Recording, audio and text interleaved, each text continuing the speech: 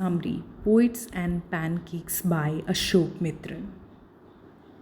The makeup department of Gemini Studios was housed in what many believed to be Robert Clive's stables. The department, Ashok Mitran mentions, used a brand of makeup nicknamed as Pancake. The makeup room contained a lot of bright lights which made the actors uncomfortable. The makeup department, Ashok Mitra notes humorously, was an example of pioneering national integration in action.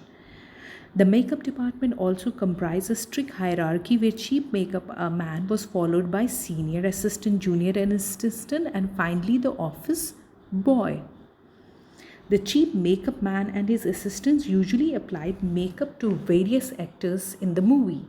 The office boy, on the other hand, was responsible for applying makeup on extras.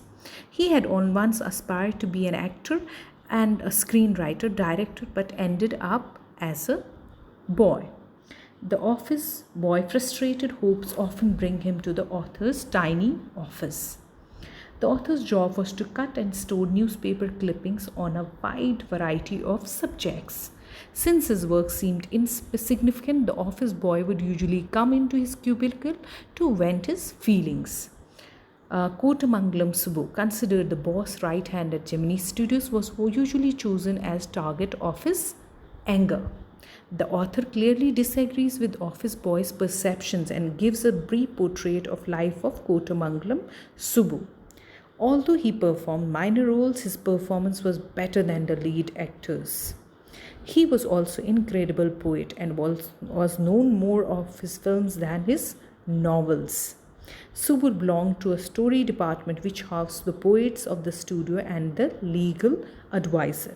Though a legal advisor, he was considered a lawyer by most people. Unlike the khadi-clad poets of the department, he was always dressed in pants, shirt, and sometimes a coat. Once he brought about the downfall of an actress by recording her temper tantrum on set. He lost his job when one day the boss said that the owner of the studio decided to dissolve the story department. Ashok Mitra now comes to the poets of Gemini Studios. Gemini Studios hosted a variety of poets who were believers of Gandhi and averse to communism. The poets' aversion to communism reflected overall philosophy of Gemini Studios. Frank Buckman. This led to Frank Bushman's modern rearmament army performing two plays, Jotham Valley and The Forgotten Factor, at the studio. The Gemini family, impressed by the plays, imitated the sunrise and sunset scenes as depicted by the MRA. Eventually, the author learned that MRA was kind of counter movement to international communism. A few months later, the Gemini studio was visited by an English poet. S.S. Vasan, the studio owner, welcomed the guest whose identity was unknown by delivering a long speech. It was followed by poet's speech.